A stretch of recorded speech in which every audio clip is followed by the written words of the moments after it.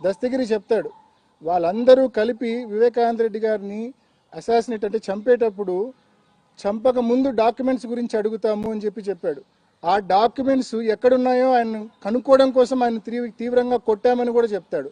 ఆ డాక్యుమెంట్స్ ఆయన ఎక్కడున్నాయో చెప్పిన తర్వాత వాటిని తీసుకున్న తర్వాత 2-3 సార్లు అవి కరెక్ట్గా వాళ్ళు అనుకున్నవే అని కన్ఫర్మ్ చేసుకున్నాకనే ఆయన చంపామని కూడా దస్తగిరి చెప్తున్నాడు.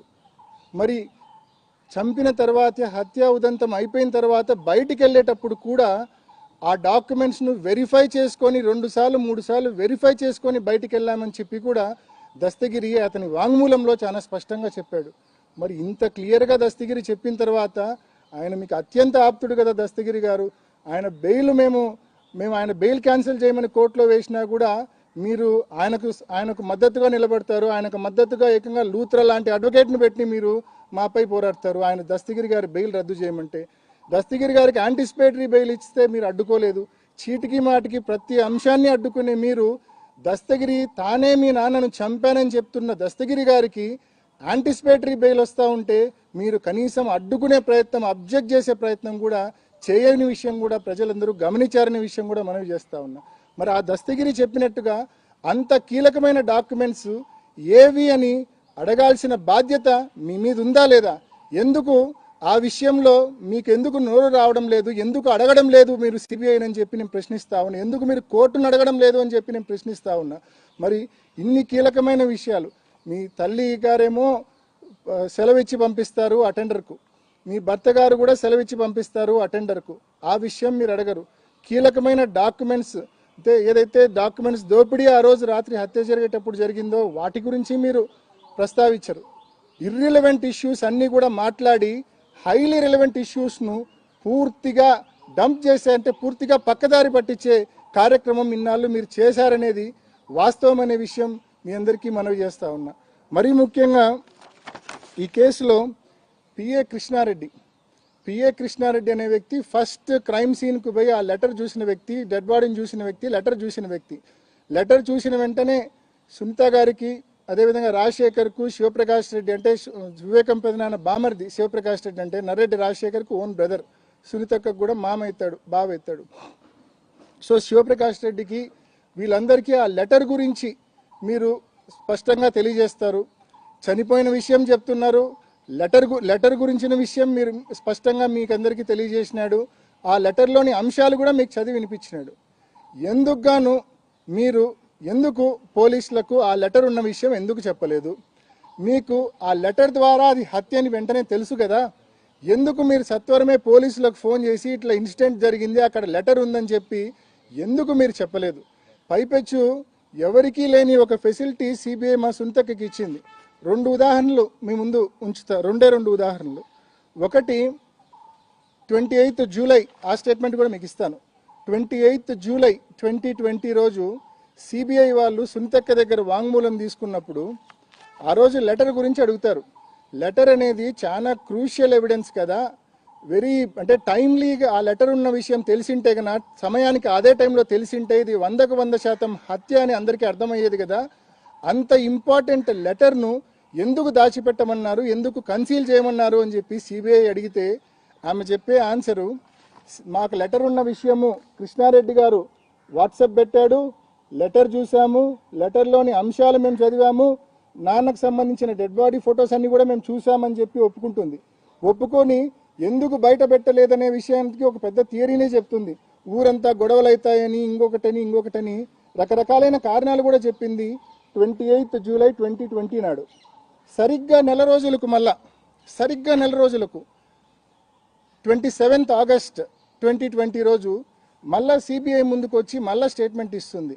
ఆ రోజు ఏమని స్టేట్మెంట్ ఇస్తుందంటే, లెటర్ గురించి నేను లాస్ట్ టైం నెల క్రితం చెప్పింది అంతా తూచు, నాకేమీ గుర్తులేదు, లెటర్ గురించి నేను చూడలేదు, నాకేమీ గుర్తులేదు, ఎప్పుడో సాయంకాలం రాహుల్ దేవ్ శర్మ ఎస్పీ గారి చేతిలో నేను లెటర్ చూడడమే తప్ప అంతకు మించి నాకు లెటర్ గురించి ఏమీ తెలియదని చెప్పి నిర్మోహమాటంగా అబద్ధం చెప్తుంది. అంటే నిజంగా సిబిఐ ఈ మాదిరి ఒక వాంగ్మూలం ఇచ్చిన తర్వాత దాన్ని కవరప్ చేసుకోవడానికి మరో వాంగ్మూలం తీసుకునే కార్యక్రమం చేయడము ఎంతవరకు కరెక్ట్? ఇది విచారణ చేసే పద్ధతి ఇది కరెక్టేనా అని చెప్పి కూడా నేను ప్రశ్నిస్తా ఉన్నా. రెండో ముఖ్యమైన ఉదాహరణ ఏంటంటే, నా బెయిల్కి సంబంధించి వాదనలు జరిగేటప్పుడు హైకోర్టులో నేను సునీతక్క మాట్లాడిన ఒక వీడియోను హైకోర్టు ముందు ఉంచా. సునీతక్క మాట్లాడిన ఒక వీడియోను హైకోర్టు ముందు ఉంచినప్పుడు ఒక్క నిమిషం,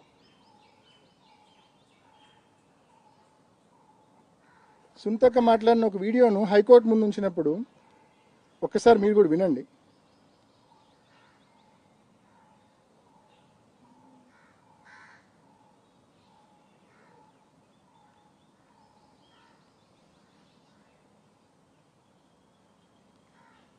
ఎందుకు వాయిస్ రావట్లేదు? Very hard. Last couple of months or years, he's been working extremely hard. ఏం పని చేస్తున్నారు?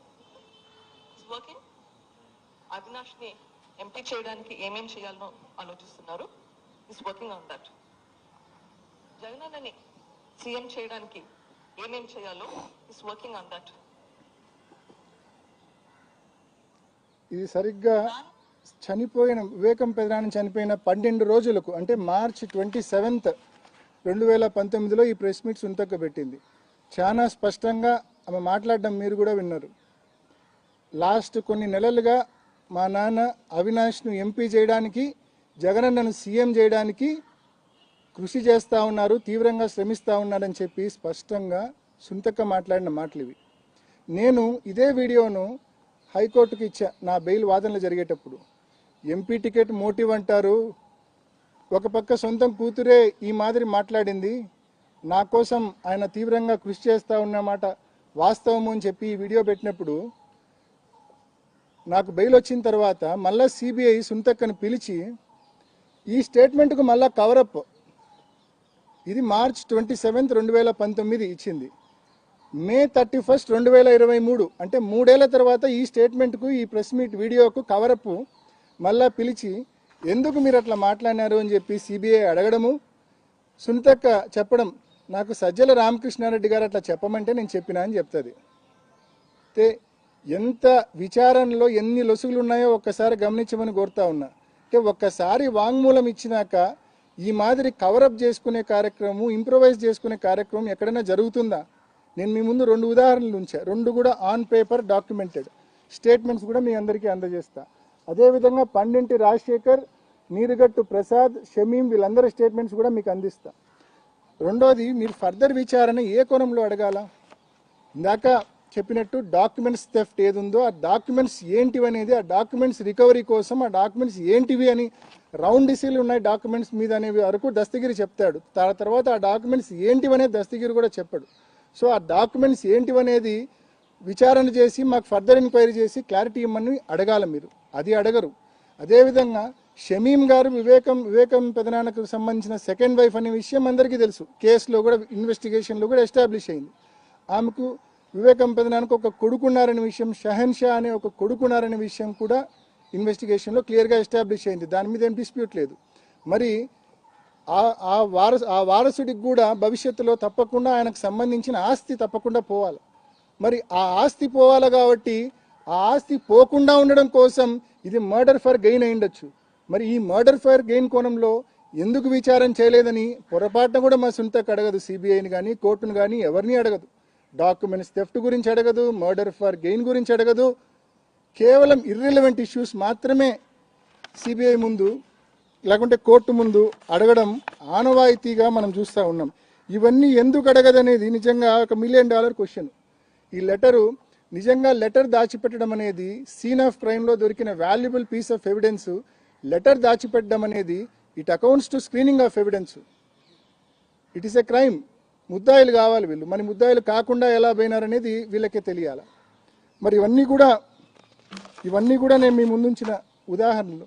అండ్ మరీ ముఖ్యంగా ఒక పర్టికులర్ ఆస్పెక్ట్, 2021లో ఒక పెద్ద మనిషి మన మన మన తెలుగు మన ఆంధ్ర రాష్ట్రానికి సంబంధించిన ఒక పెద్ద మనిషి మరి ఢిల్లీలో ఒక కీలకమైన పోస్టులో ఉండడము, ఆ పెద్ద మనిషి ఆశీస్సులతో అప్పటి సిబిఐ డైరెక్టర్ గారు నియామకం కావడము, ఆయనను మరి సునీతక్క అనేక సార్లు రెఫరెన్స్తో కలవడము, చంద్రబాబు నాయుడు గారు సునీతక్క కలిసి ఒక టార్గెటెడ్ ఇన్వెస్టిగేషన్ దిశగా ఈ కేసును తీసుకెళ్లడము, వారికి నచ్చిన వారిని మాత్రమే సిబిఐ పిలిచి విచారణ చేసింది. ఏ లెవెల్ అంటే నేను గతంలో కూడా ఎలక్షన్స్ ముందు పెట్టిన ప్రెస్ మీట్లో కూడా 2024 ఏప్రిల్ మాసంలో పెట్టిన ప్రెస్ మీట్ కూడా అదే నా చివరి ప్రెస్ మీటు. అప్పుడు కూడా ఒక విషయం స్పష్టంగా చెప్పాను. నేను హిమకుంట్ల నన్ను విచారణకు సిబిఐ పిలిచినప్పుడు నన్ను దాదాపు 12 సార్లు విచారణకు పిలిచింది సిబిఐ. మూడోసారి పిలిచినప్పుడు నేను చెప్పా, ఒక హిమకుంట్ల గ్రామానికి సంబంధించిన ఒక వ్యక్తి ఆ రోజు మేము సీన్ ఆఫ్ క్రైమ్లో ఇంట్లో ఉన్నప్పుడు నేను పెదనాన్న డెడ్ బాడీ చూసి బయటకు వచ్చేసిన. బయటకు వచ్చి గేట్ దగ్గర ఉన్నప్పుడు ఒక వ్యక్తి దాదాపు అతనితో పాటు ఇంకొక 20-25 మంది మనుషులు ఉన్నారు అక్కడ, హిమకుంట్ల గ్రామానికి సంబంధించిన వ్యక్తి. ఆ వ్యక్తి గేటును అంటే పోలీసులకు ఫోన్ చేసినామన్నా వచ్చే వరకు కొంచెం సేపు ఆగండి అని చెప్పినాం. అప్పటికి ఇంకా మా నాన్న కూడా రాలేదు సీన్ ఆఫ్ క్రైమ్కు. మా నాన్న కూడా 7:10 ఆ ప్రాంతంలో వచ్చారు. పోలీసులకు సిఐ గారికి నేనే ఇన్ఫార్మ్ చేసినాను, కొంచెం సేపు ఆగుదాము అని చెప్తే అక్కడ ఉన్న వాళ్ళు కొంచెం వివేకం పెదనాన్న చనిపోయినారు, మా సార్ చనిపోతే చూడనీరా అని కొంచెం బాధపడి గట్టిగా అరిస్తే గేటును కాలుతో తంతే నేను వదిలిపెట్టేసినాం, లోపలికి అందరూ పోయి చూడండి అని చెప్పి. ఆ రోజు నేను ఆ విషయాన్ని సిబిఐకి చెప్పినాక మళ్ళా అది నేను ఆ వ్యక్తి అతనా కాదా అని చెప్పి వెరిఫై చేసుకోవడం కోసం కనుక్కుంటే ఆ వ్యక్తి ఎన్నో ఇంట్రెస్టింగ్ ఇష్యూస్ చెప్పినాడు. ఆ వ్యక్తి దగ్గరికి 2020లో సునీతక్క ఆమె భర్త రాజశేఖర్ గారు వెళ్ళారంట. వెళ్ళి నువ్వు సీన్ ఆఫ్ క్రైమ్కు ఫస్ట్ పోయినోళ్ళల్లో నువ్వు కూడా ఒకడివి, నిన్ను సిబిఐ వాళ్ళు పిలుస్తారు, అక్కడ జరిగింది అడుగుతారు, వాళ్ళు అడిగిన విషయం నువ్వు చెప్పాలంటే తప్పకుండా చెప్తా, అక్కడ జరిగింది వాళ్ళు అడిగింది తప్పకుండా నాకు తెలిసినంత వరకు నేను చెప్తానమ్మా అన్నాడంట. అట్లా కాదు, వాళ్ళు అడిగినప్పుడు అవినాష్ రెడ్డి నీతో గుండెపోటు అని చెప్పినాడని చెప్పి నువ్వు చెప్పాలా అని చెప్పినారంట. ఎవరు భార్యాభర్తలు ఇద్దరు ఆయనకు.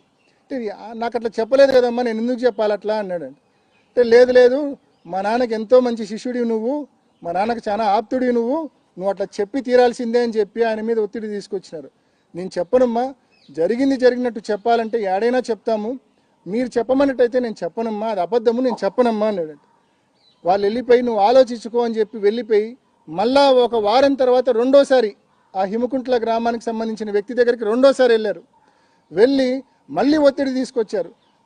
మేము చెప్పమన్నట్లే నువ్వు స్టేట్మెంట్ ఇవ్వాలా, మేము ట్రైన్ చేసినట్టే, మేము ట్యూటర్ చేసినట్టే నువ్వు స్టేట్మెంట్ ఇవ్వాలా సిబిఐకి అని చెప్పి ఆ వ్యక్తి మీద ఒత్తిడి తెచ్చారు. అతను రెండోసారి గట్టిగా చెప్పడంతో నేను చెప్పను అని గట్టిగా చెప్పడంతో వాళ్ళు వెనక్కిపోవడం జరిగింది. అంటే నేనేం చెప్తున్నా అంటే ఈ మాదిరి వాళ్ళు ట్రైన్ చేసి ట్యూటర్ చేసిన విట్నెస్లను మాత్రమే సిబిఐ పిలుచుకొని, ముఖ్యంగా నేను చెప్పిన ఈ కొత్త డైరెక్టర్ నియామకం జరిగిన తర్వాత రామ్ సింగ్ గారు వీళ్ళ చేతుల్లోకి పూర్తిగా వచ్చిన తర్వాత, సుధా సింగ్ గారిని దీపక్ గౌరి గారిని పూర్తిగా విచారణ నుంచి తప్పించిన తర్వాత, రామ్ సింగ్ అనే వ్యక్తి వీళ్ళ చేతుల్లోకి వచ్చిన తర్వాత పూర్తిగా ట్యూటర్ చేసి ట్రైన్ చేసి ఈ మాదిరి ఇష్టం వచ్చినట్లు స్టేట్మెంట్లు తీసుకునే కార్యక్రమం వీళ్ళు చేశారనేది వాస్తవం. విచారణ పూర్తిగా తరోగా చూసిన వారికి ఎవరికైనా కూడా ఇది స్పష్టంగా అర్థమవుతుందని చెప్పి మీ అందరికీ తెలియజేస్తా ఉన్నా. అదేవిధంగా దస్తగిరి స్టేట్మెంట్లో ఇంకా అనేక విషయాలు చెప్తాడు. వివేకానంద రెడ్డి గారికి అనేక అక్రమ రిలేషన్స్ ఉన్నాయని కూడా, అక్రమ సంబంధాలు ఉన్నాయని కూడా చెప్తాడు. అక్రమ సంబంధాల నేపథ్యంలో ఆ కోణంలో కూడా మర్డర్ జరిగిండొచ్చు. ఆ కోణంలో పొరపాటును కూడా సునీతక్క ఫర్దర్ ఇన్వెస్టిగేషన్ అడగదు, ఎప్పుడూ అడగదు ఆ కోణంలో. అంటే నేను ఆ ఆస్పెక్ట్స్లోకి, ఇండివిజువల్ ఆస్పెక్ట్స్లోకి నేను పోవడం కరెక్ట్ కాదు కాబట్టి నేను పోవడం లేదు. కానీ ఆ కోణంలో మాత్రం విచారణ అడిగిన దాఖలాలు లేవు, అడిగే ప్రయత్నం కూడా చేయదు. ఎందుకంటే దస్తగిరి చెప్పిన వాంగ్మూలంలోనే క్లియర్గా ఉంది ఈ అక్రమ సంబంధాలకు సంబంధించి. అవి ఏ రకంగా ఈ హత్యకు సంబంధము కూడా చాలా క్లియర్గా ఉంది. అదేవిధంగా డ్రైవర్ నీరుగట్టు ప్రసాద్ చెప్పిన దాంట్లో కూడా అది ఎస్టాబ్లిష్ అవుతుంది. బట్ అయినప్పటికీ ఆ కోణంలో ఫర్దర్ విచారణ చేయమని చెప్పి మాత్రం పొరపాటున కూడా అడిగిన దాఖలాలు లేవు. ఈ ఆస్పెక్ట్స్ అన్నీ కూడా నేను ఇప్పుడు మాట్లాడుతూనే ఉన్నాయి కాదు, ఇవన్నీ కూడా విచారణ జరుగుతున్నప్పుడే నేను అనేక సార్లు సిబిఐ డైరెక్టర్ గారికి ఎన్నోసార్లు రిప్రజెంటేషన్స్ పెట్టుకున్నా, ఎన్నోసార్లు మొరపెట్టుకున్నా, కానీ మా మొర ఆలకించల. ఎందుకంటే ఆ టైంలో సుబోధ్ జైస్వాల్ గారు పైన, కింద రామ్ సింగ్ గారు, వీళ్ళిద్దరు హయాంలో పూర్తిగా lopsided investigation, targeted investigation జరిగింది తప్ప ఈ విచారణలోని వాస్తవాలేంటి, అసలు మేము చేసేది కరెక్టా కాదా అన్న ఆలోచన అప్పట్లో నిజంగా జరిగిన పరిస్థితులు లేవు. కాబట్టి పూర్తిగా వన్ సైడెడ్ ఇన్వెస్టిగేషన్ జరిగింది. ఇప్పుడు కూడా ఆమె కాండక్ట్ చూడండి, ట్రయల్ జరగకుండా ఏదో ఒక అంశం, ఏదో ఒక కారణం పెట్టి ట్రయల్ని అడ్డుకునే పరిస్థితి మనం చూస్తూ ఉన్నాం. గడిచిన 2-3 సంవత్సరాలుగా ఏదో ఒక సిల్లీ రీజన్ పెట్టి కోర్టుకు పోవడము, కోర్టు నుంచి సమ్ డైరెక్షన్ తీసుకోవడము, ట్రయల్ని అడ్డుకోవడము.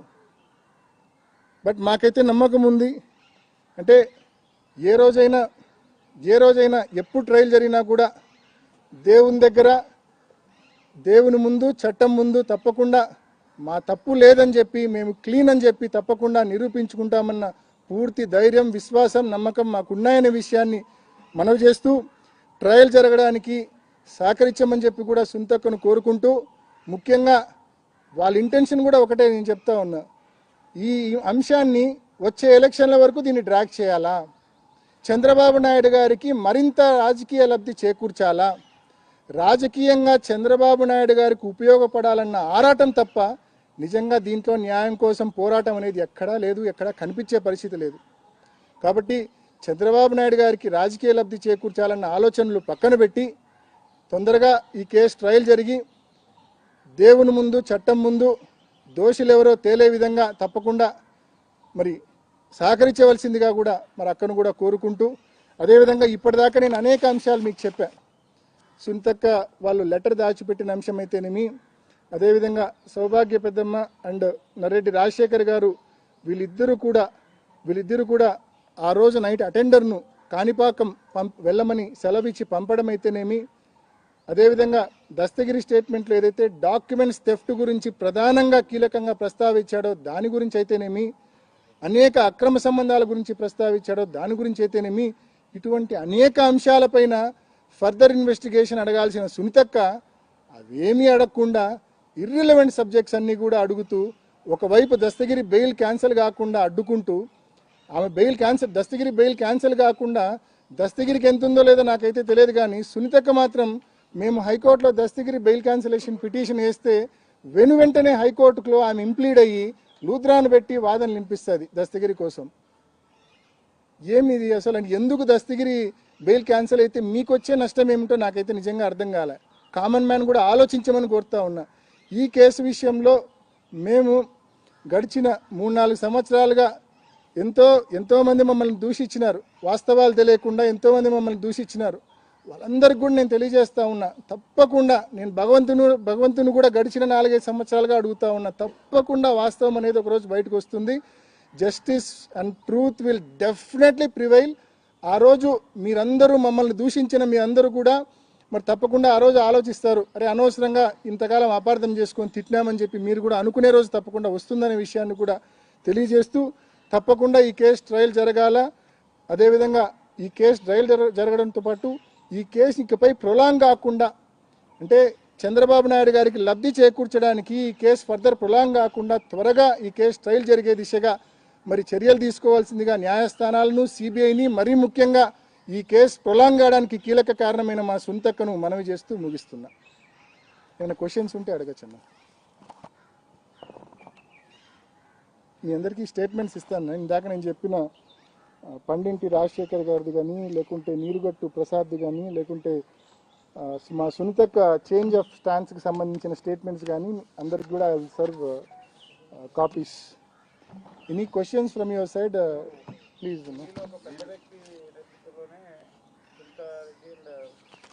చంద్రబాబు నాయుడు ఈ కేసు ఇన్వెస్టిగేషన్ మొత్తాన్ని ఒక సైడ్కి తీసుకెళ్లారని చెప్తున్నారు. ఎవరు ఆ పెద్ద వ్యక్తి? ఆ పెద్ద వ్యక్తి గురించి, ఆ వ్యవస్థ గురించి మనం మాట్లాడలేని పరిస్థితి ఉంది కాబట్టి నేను మాట్లాడడంలో.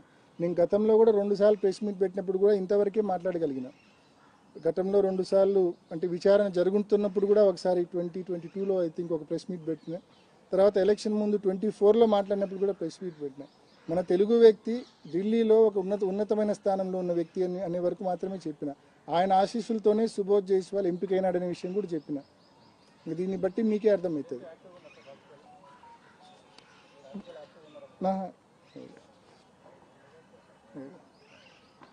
నెక్స్ట్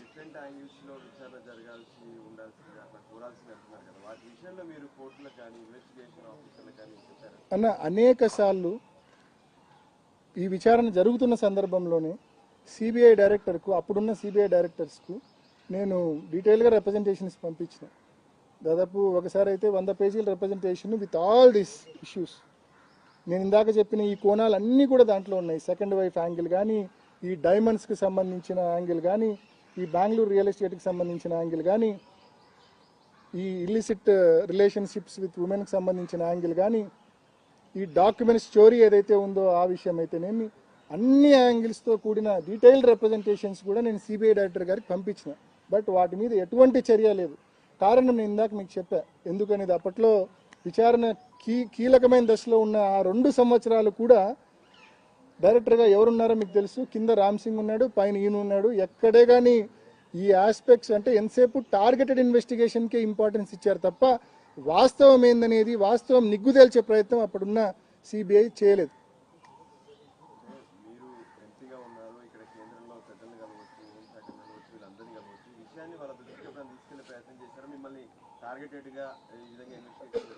కేంద్ర హోంశాఖ అంటే హోంమంత్రి గారికి, ప్రధానమంత్రి గారికి ఈమెయిల్స్ పెట్టానన్న, ఈమెయిల్స్ పంపించాను. ఎప్పుడు కలిసి అయితే నేను రిప్రజెంటేషన్స్ ఇవ్వలేదు, కానీ ఈమెయిల్స్ అయితే వాళ్ళకు నెంబర్ ఆఫ్ టైమ్స్ హోంమంత్రి గారికి పెట్టాను, ప్రైమ్ మినిస్టర్ గారికి పెట్టాను. సిబిఐ డైరెక్టర్ గారికి కూడా ఈమెయిల్స్లోనే పెట్టింది. అండ్ రిజిస్టర్ పోస్టులు కూడా చేశాను. ఈమెయిల్స్ అండ్ రిజిస్టర్ పోస్టులు చేశాను. సిబిఐ డైరెక్టర్కి చేశా, హోంమంత్రికి చేశా, ప్రధానమంత్రి గారికి కూడా చేశాను. ఆ టైంలో కేసు కీలకమైన దశలో ఉన్నప్పుడే చేశాను.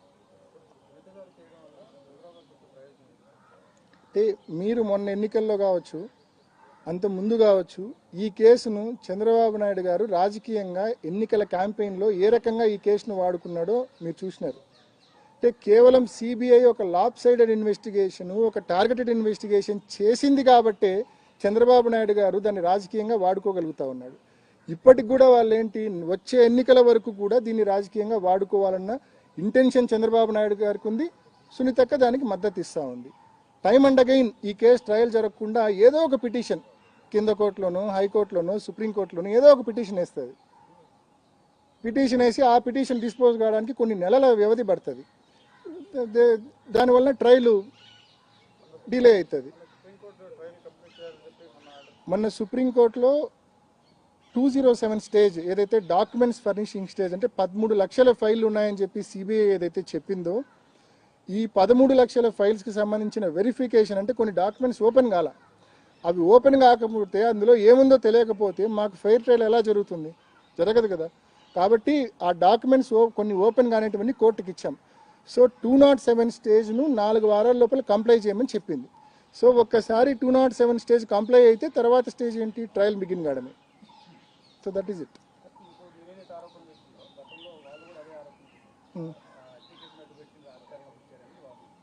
హత్య కేసును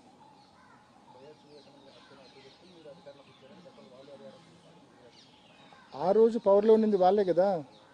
ఆ రోజు పెదనాన్న ఇన్సిడెంట్ జరిగినప్పుడు చంద్రబాబు నాయుడు గారే ముఖ్యమంత్రిగా ఉన్నారు. ఆ రోజు 3 నెలల పాటు విచారణ సంస్థ సిట్ అయినా మరొకటైనా వాళ్ళ చేతిలోనే ఉన్నింది. నిజంగా అట్లా ఏదున్నా కూడా వాళ్ళు తేల్చిండాలి కదా. ఇంకోటి హార్ట్ అటాక్ థియరీ గురించి ఇందాక ఒక అంశం మీకు చెప్పా. ఏ రకంగా కొంతమంది విట్నెస్లతో, వాళ్ళ ఇంట్లో వాళ్ళతో, వాళ్ళ దగ్గర వాళ్ళతో ఏ రకంగా ట్యూటర్ చేసి, ట్రైన్ చేసి, అవినాష్ రెడ్డి పేరు చెప్పండి, గుండెపోటు అని చెప్పినాడని చెప్పండి అని. మీకు ముఖ్యంగా హార్ట్ అటాక్ అనే థియరీ పెదనాన్న చనిపోయిన మరుసటి రోజు అప్పుడు చంద్రబాబు నాయుడు గారి ఆధ్వర్యంలో ఆ గవర్నమెంట్, వీళ్ళకి బాగా ఇష్టమైన గవర్నమెంట్ కదా, మా అక్క గారికి చంద్రబాబు నాయుడు గారి గవర్నమెంట్ అంటే చాలా ఇష్టం. ఆయన ప్రభుత్వంలో మార్చి 16, 2019 ఆ రోజు సిట్ పిలిచింది సునీతక్కను.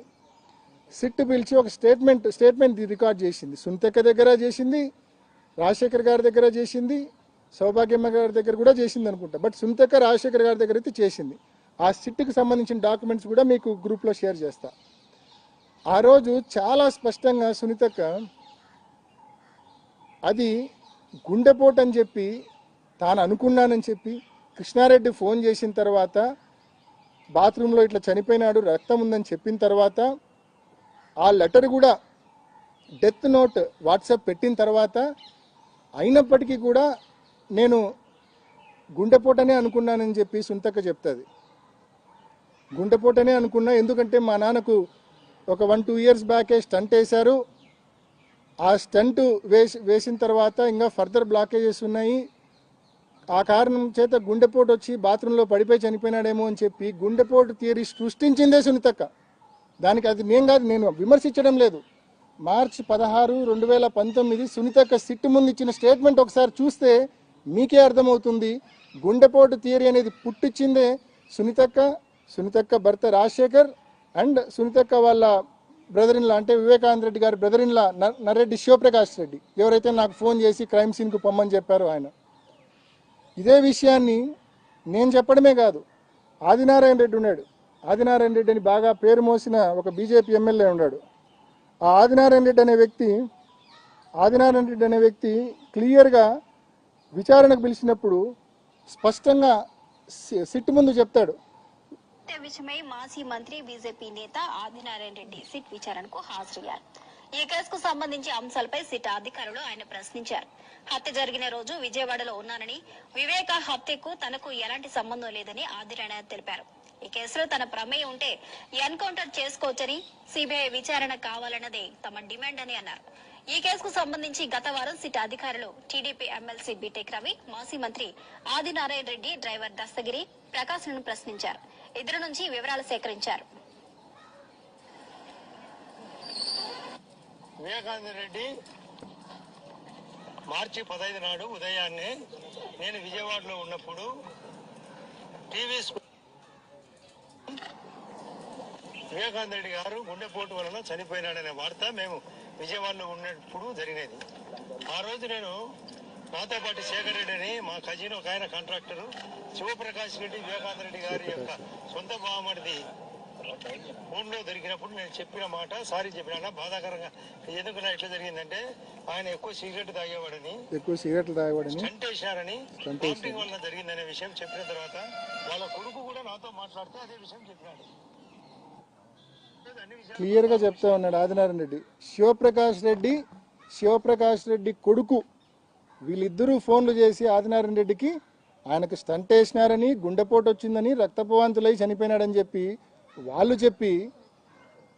చెప్పి ఆ నిందను కన్వీనియంట్గా కొంతమంది విట్నెస్లను ట్యూటర్ చేసి ట్రైన్ చేసి సిబిఐ అనే సంస్థ తమ చేతిలో అప్పట్లో ఉండింది కదా అని చెప్పి ఇష్టం వచ్చినట్టు వాంగ్మూలాలు ఇప్పించి అనవసరంగా అన్యాయంగా మా మీద దోసే కార్యక్రమం చేసినారు. దీనికి ఎవిడెన్స్ ఆదినారాయణ రెడ్డి గారి వీడియోనే. దీనికి ఇంతకంటే పెద్ద ఎవిడెన్స్ మార్చి 16 సునీతక్క ఇచ్చిన వాంగ్మూలం, సిట్టు ముందు ఇచ్చిన వాంగ్మూలం. అది కూడా మీకు షేర్ చేస్తాను. అంటే తానంతకు తానే స్వయంగా ఒప్పుకుంది గుండెపోటు అని చెప్పి ఆమె అనుకుందని, ఆమె అందరికీ చెప్పానని. ఒకవైపు ఆదినారాయణ రెడ్డి చెప్తా ఉన్నాడు, వివేకానంద రెడ్డి గారి బామర్ది శివప్రకాష్ రెడ్డి ఆయన కొడుకు నాకు గుండెపోటు అని చెప్పి క్లియర్గా చెప్పినాడని చెప్పి. మరి ఈ కోణాల్లో అడగాలి కదా ఫర్దర్ ఇన్వెస్టిగేషన్. మా సునీతక్క నిజంగా చిత్తశుద్ధి ఉంటే, నిజంగా న్యాయం కోరుకునేదైతే కన్నా ఈ కోణంలో ఫర్దర్ ఇన్వెస్టిగేషన్ అడగాలి కదా. ఆదినారాయణ రెడ్డిని పిలవమనో, శివప్రకాష్ రెడ్డిని పిలవమనో, వాళ్ళ కొడుకుని పిలవమనో, లేకుంటే ఆమె ఇచ్చిన స్టేట్మెంటే మార్చి 16 ఇలా ఉందనో అడగాలి కదా. ఎందుకు అడగడంలా? అత్యంత కీలకమైన అంశాలు కేసులో ఇవి పక్కదారి పట్టించి వేరే వాటిని టార్గెట్ చేసే కార్యక్రమం చేస్తూ ఉంది. ఈ కేసులో ఎంతసేపు కూడా అంటే సునీతక్క పరిస్థితి ఏంటంటే బయటపడ్డామనుకున్న ప్రతిసారి ఇంకా లోపలికి కూరుకుపోతున్నా అనే భావన ఆమెలో ఉంది. ఏదో తప్పు చేసినామన్న భావన ఉంది ఆమెలో. ఆ భావన ఉంది కాబట్టి ఇట్లా రెలవెంట్ సబ్జెక్ట్స్, రెలవెంట్ ఇష్యూస్ను ఎంక్వైరీ చేయమని అడగకుండా, కోర్టు దృష్టికి తీసుకోకపోకుండా ఇర్రెలవెంట్ ఇష్యూస్ అన్నింటి కూడా కోర్టు దృష్టికి, సిబిఐ దృష్టికి తీసుకొని పోయి కేవలం విచారణను పక్కదారి పట్టించాలా, విచారణను ప్రొలాంగ్ చేయాలా, అంతిమంగా చంద్రబాబు నాయుడు గారికి రాజకీయ లబ్ధి చేకూర్చాలా. ఇది జరుగుతూ ఉన్న తతంగం.